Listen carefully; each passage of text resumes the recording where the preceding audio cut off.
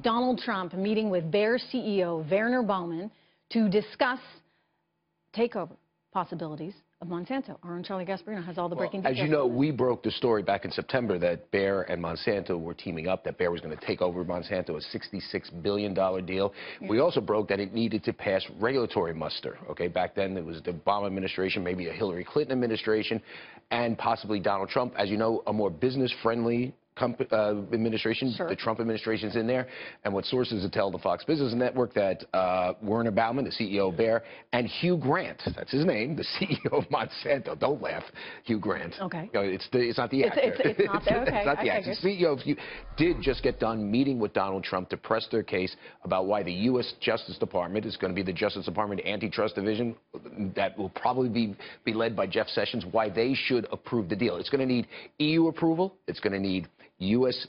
Justice Department approval. This creates probably the largest company of its kind that combines seed production and all the stuff that Bayer does, pharmaceuticals that Bayer does. It's highly controversial because Monsanto does produces, I think they're the largest producer of so-called GMO, genetically modified foods. And so a lot of the environmentalists, a lot of the critics of GMOs are coming out against it. But from what I understand, they had a fairly good meeting with Donald Trump where they said, listen, please approve our deal.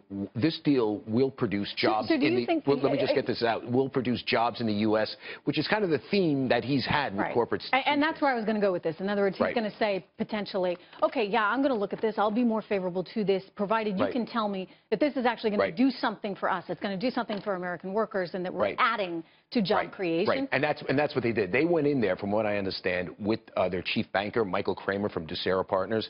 They went in there with a PR strategist, Arthur Schwartz from Axiom Partners, with the two CEOs to talk with Mr. Trump. They were seen, as a matter of fact, just moments ago, leaving Trump Tower, where a lot of these meetings with CEOs have taken place. As you know, this is not the first meeting with CEOs. We met with Jack Ma a couple days ago. And by the way, let me just say, how refreshing is that? Because you now have a CEO community that knows that they can get in to see the President of the United States, and that the President of the United States is not necessarily throwing up all these obstacles one after another to doing deals and getting things done. You remember President Obama liked to meet with Hollywood, but used to beat up and hate CEOs. Now we got the opposite. We got President-elect Trump kind of liking CEOs, meet with them every day, and hates Hollywood. So it's kind of an interesting juxtaposition very interesting here. Observation. But I think what they're playing to, because listen, they need regulatory approval, and they're playing to this.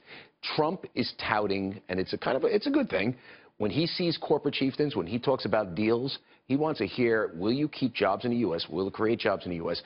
I don't have all the details of this meeting, but from what, excuse me, from what I understand, I'm choking on my own story. From what I understand, they did tout at this meeting job creation and keeping jobs here in the U.S., because this is, as you know, a conglomerate. I like it. I like it. I like it. What is in it for us kind of approach. Charlie Gasparino, terrific reporting as always. Thank you.